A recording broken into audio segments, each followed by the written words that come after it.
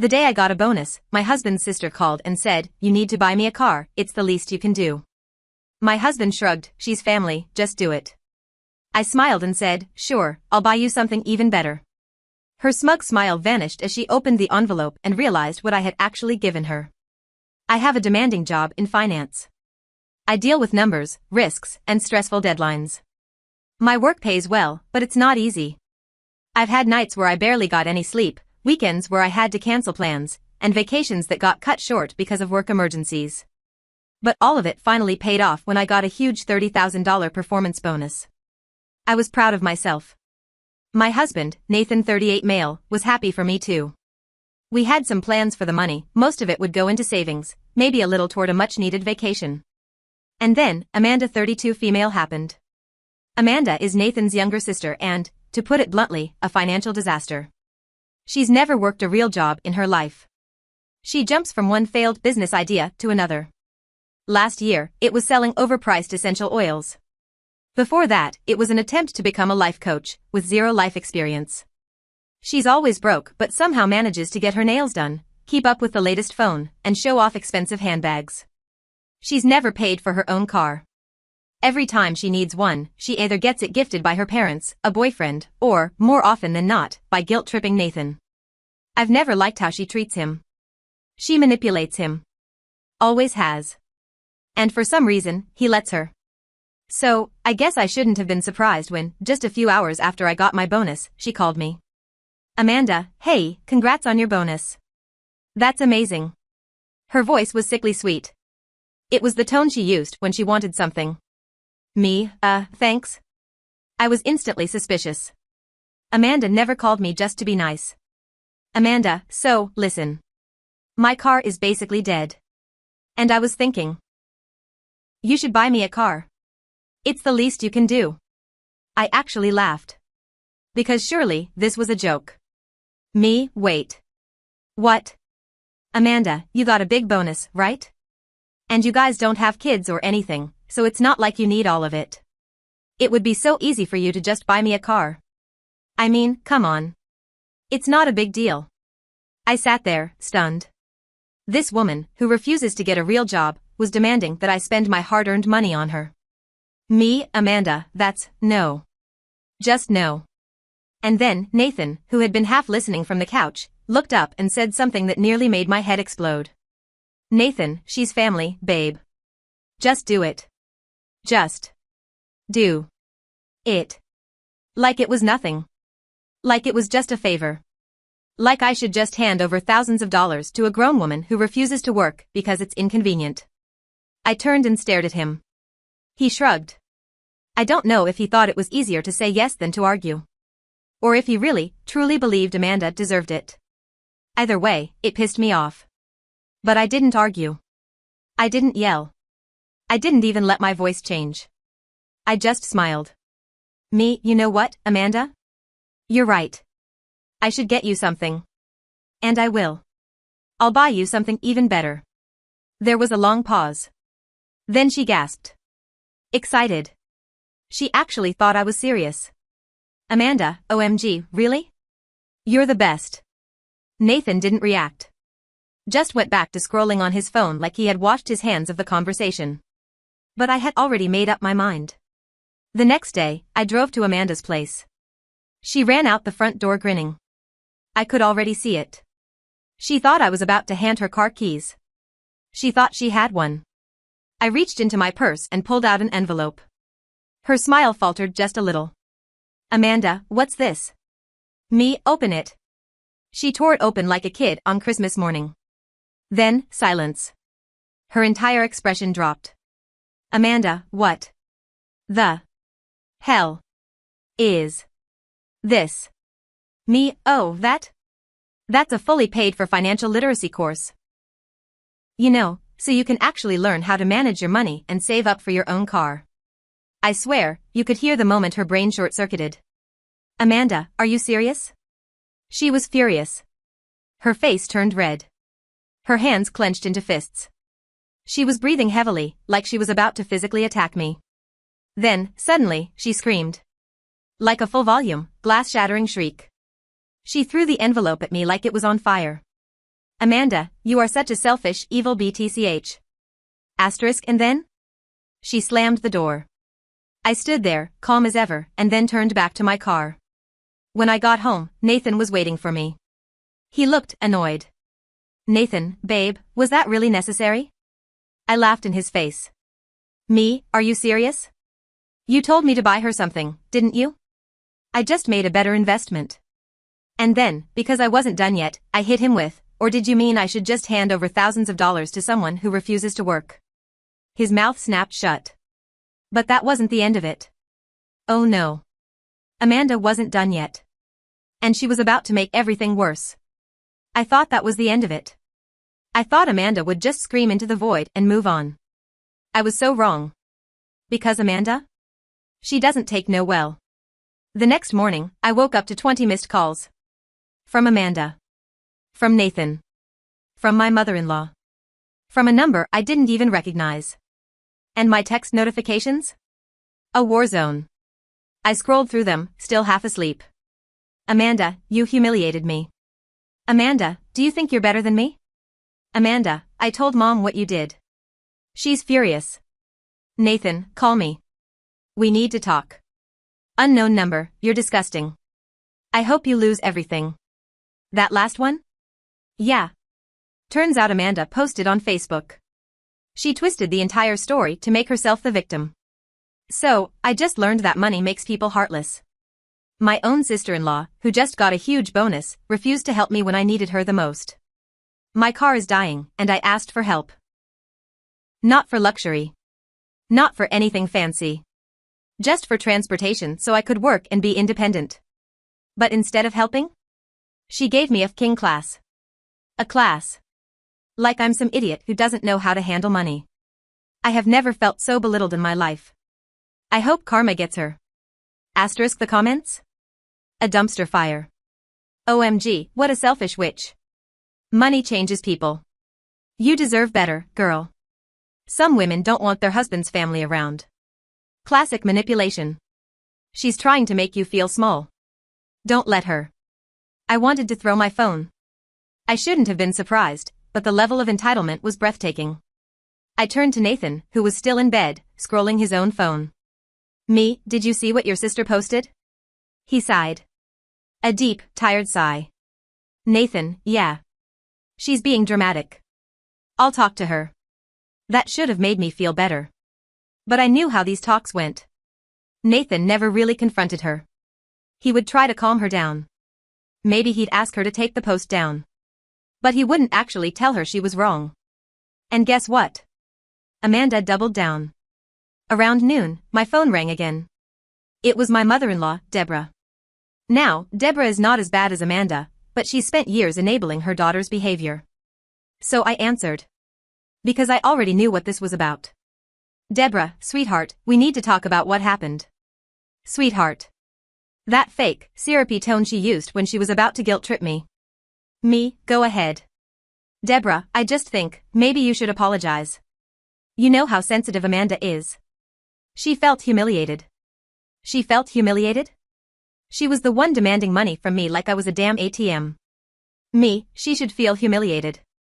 She asked for thousands of dollars, and I gave her a way to make her own. I don't regret it. Silence. Then, the real reason for this call came out. Deborah, listen, if you really don't want to buy her a car, fine. But maybe just loan her some money? She'll pay you back.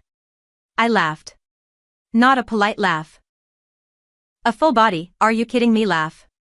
Me, Deborah. Has Amanda ever paid anyone back? Silence. Then, Deborah, well, no, but you mean no. The answer is no. More silence. Deborah, I just don't want this to cause tension in the family. Oh. There it was. This wasn't about Amanda. This was about keeping the peace. Which, in our family, meant giving Amanda whatever she wanted so she wouldn't throw a tantrum. I took a deep breath. Me, Deborah, I love you. But I'm not giving her money. And I'm definitely not apologizing for refusing to be used. Deborah sighed.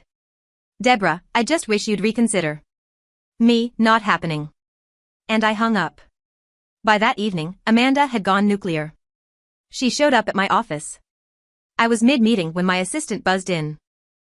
Your sister-in-law is here. She says it's an emergency. I stepped outside, and there she was. Red-faced. Shaking. Holding up her phone like it was evidence. Amanda, what the hell is this? I blinked. Me, what? She shoved her phone in my face. It was my own Facebook post. I had written something earlier in the day, after seeing her post. My post, it's funny how some people think family means you owe me money. I worked my ass off for my success. I don't owe anyone a damn thing. If that makes me selfish, so be it. The comments were full of people agreeing with me. And Amanda? She was seething. Amanda, how dare you make me look bad online? I laughed. Me, oh, I'm sorry. You mean like how you lied about me on Facebook first? She opened her mouth, then closed it. Because she knew I was right. But Amanda doesn't admit when she's wrong. Instead, she crossed her arms and smirked. Amanda, you just made a big mistake. And then she stormed out. After Amanda stormed out of my office, I thought I had seen the worst of it. I had publicly called her out. I had stood my ground. I had made it clear that I wasn't going to be bullied into giving her money. I should have known better. Because Amanda doesn't just get mad, she gets even. And she was about to make my life a living nightmare. The first weird thing happened 2 days later. Nathan and I were having dinner when my phone buzzed. A fraud alert from my bank. We've noticed suspicious activity on your account. Please call us immediately. I almost ignored it, I figured it was a mistake. But something felt off. So I called. And that's when my stomach dropped. Bank representative, hi, we flagged some unusual transactions. Someone attempted to withdraw $5,000 from your account this morning. I sat up so fast my chair scraped the floor. Me, what? Bank representative, did you authorize this? Me, no. Absolutely not. Nathan was looking at me, confused. I quickly put the phone on speaker. Me, where was this attempted withdrawal? Bank representative, it was attempted at a branch location downtown, but the teller stopped it because the person didn't have proper identification. I felt sick. Someone had walked into a bank and tried to take thousands of dollars from my account. Me, do you have a name? Bank representative, yes, the person gave the name. Amanda, last name. Nathan froze. I thought I had misheard. But I hadn't. Amanda had tried to steal $5,000 from my account. I had no idea how she got my banking info. But my brain was already firing on all cylinders. This wasn't just entitled behavior. This was a crime. I hung up and slowly turned to Nathan, waiting for his reaction. Nathan, no. No way. She wouldn't, Emmy, she did, Nathan. My bank just told me. Are you still going to defend her? His face turned pale. He opened his mouth, then closed it. Because there was no excuse for this. Nathan left the house immediately. I didn't even have to tell him where he was going, he was headed straight to Amanda's apartment. I sat on the couch, shaking with rage. Amanda had always been selfish. Manipulative. A parasite. But this? This was next level. Nathan came home 2 hours later. His face was unreadable. He just walked in, grabbed a beer from the fridge, and sat down. Me, well? He exhaled through his nose. Nathan, she admitted it. I felt my blood pressure spike. Me, she what?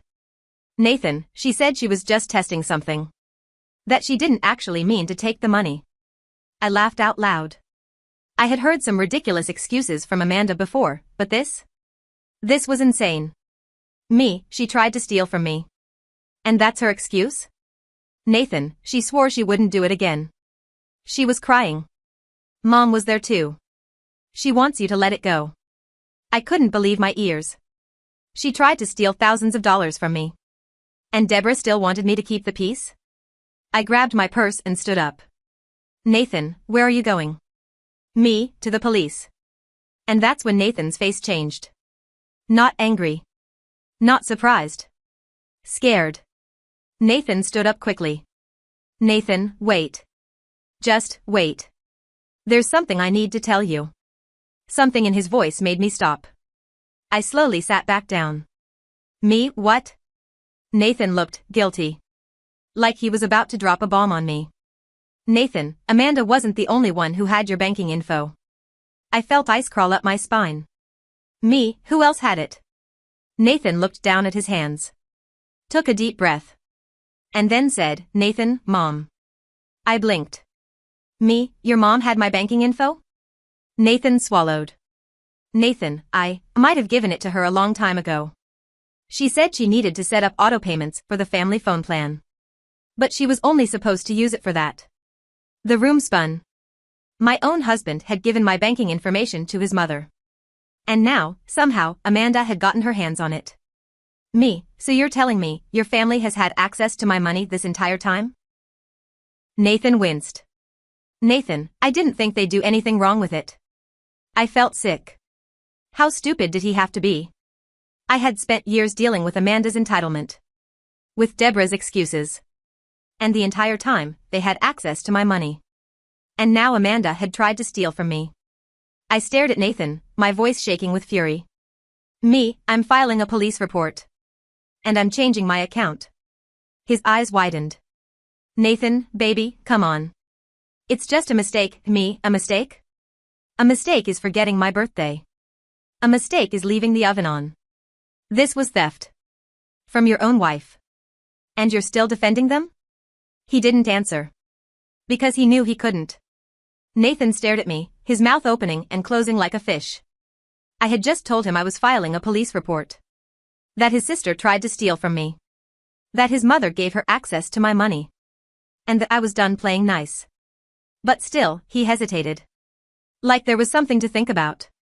And that's when I realized Nathan wasn't on my side. He was still stuck in this delusional idea that his family could do whatever they wanted and I would just take it. Not this time. I grabbed my car keys and my purse. Me, I'm going to the police station.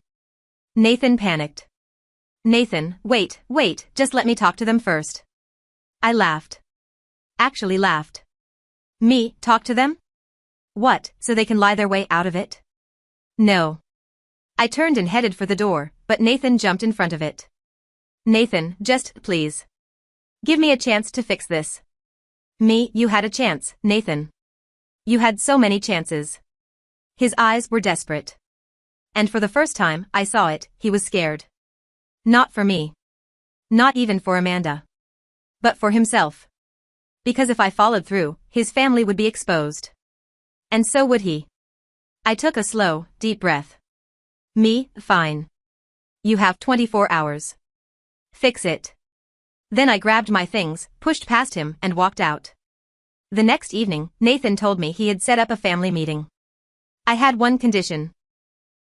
We meet at his parents' house, so nobody could run away. When we got there, Amanda was already pacing the room. Deborah sat stiffly on the couch, her arms crossed. And Nathan's father, who rarely got involved, stood in the corner, watching quietly. Amanda, angrily, I don't even know why we're here. I snorted. Me, oh, I think you do. Amanda rolled her eyes. Nathan sat down and ran a hand through his hair. Nathan, okay. We need to talk about what happened. Amanda, nothing happened, Nathan. She's being a psycho. I pulled out my phone. Me, really? Then why did my bank call me about an attempted withdrawal in your name? Amanda's face turned red. Amanda, I was just seeing if it would go through. I wasn't actually taking anything. I laughed. Me, you literally walked into a bank and tried to steal from me. That's called fraud. Amanda looked to Deborah for backup. And like clockwork, Deborah jumped in. Deborah, let's not use words like steal and fraud, okay? This is a misunderstanding. I turned to Nathan. Me, this is what you wanted to fix? Them making excuses? Nathan rubbed his face. He looked so exhausted. Like he didn't want to be here at all. Then his father spoke. For the first time. Nathan's dad, did you do it, Amanda? His voice was low. Serious. Amanda froze. And that's when I knew she was scared of him. Amanda, I didn't mean Nathan's dad, did. You. Do. It. Silence. Then she nodded. Nathan's dad let out a long breath. Then he turned to Deborah. Nathan's dad, you let this happen. Deborah's eyes widened. Deborah, don't you dare blame me for this. Nathan's dad, you gave her access to their bank info. And you let this girl go around thinking she was entitled to their money. And now, she's trying to commit fraud. This is your fault. Deborah looked stunned. She had never been called out before. She turned to Nathan, desperate. Deborah, tell him. Tell him we were just trying to help Amanda. Nathan was stone-faced. Nathan, Mom. I can't defend this. Amanda shrieked. Amanda, are you kidding me? She turned to me, furious. Amanda, this is your fault. You made this a big deal. You turned Nathan against me. You ruined everything. And then? She lunged at me. I barely had time to react before Nathan's dad grabbed her. Nathan's dad, enough. Amanda screamed like a child being scolded. And that's when I saw it. She wasn't sorry. She was just angry she got caught. I pressed charges. Nathan didn't stop me. Amanda got a slap on the wrist, community service, a fine, and mandatory financial counseling. But the real punishment? Deborah cut her off. Nathan's dad was done. He told Deborah, either you stop enabling Amanda, or I leave. And suddenly, Deborah wasn't so supportive anymore. Amanda moved out. She had to get a job for the first time in her life. She hated me for it. But I was free. He tried. For weeks, he tried to fix things.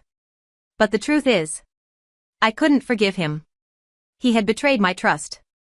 Not just by giving my banking info to his mom, but by taking their side over and over again. One night, after another pointless fight, I finally said it. Me, Nathan. I don't love you anymore. He looked devastated. But he knew. I had spent too many years fighting for a place in his life. And I was done fighting. I moved out a month later. We didn't get a messy divorce. There was no screaming, no lawyers fighting. Just quiet paperwork. Nathan texted me one last time after the divorce was finalized. I'm sorry. For everything. I stared at the screen. Then I put my phone down. And never answered. Some people think family means obligation. That you should put up with anything just because you share DNA. But I learned something important. Family doesn't mean forever. Respect does. And if someone doesn't respect you, you don't owe them anything. Not your time. Not your money. Not even your forgiveness. And walking away was the best thing I ever did.